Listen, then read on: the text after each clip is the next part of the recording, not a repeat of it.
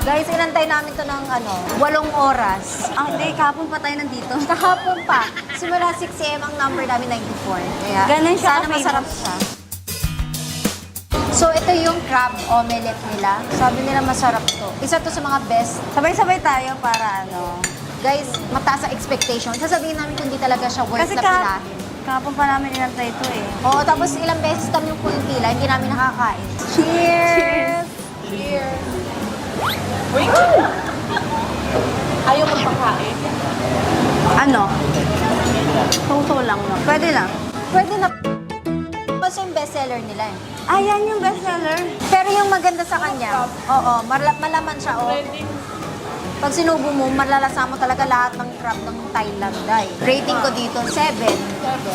Pero alam mo, sana may ganyan din sa atin mo, yung hindi mo na kailangan himayin yung crab. Yun yung maganda.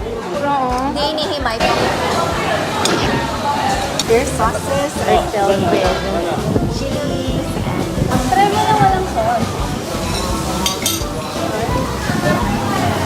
Hindi tinipid yung crab. Kung sa Pilipinas to, puro breadings na to. Wait, itlog naman yan, hindi yan breading. Itlog. Anong rate mo? 9. Ako, 7. Sa isang taong mahilig sa sa crab. Okay, Barry.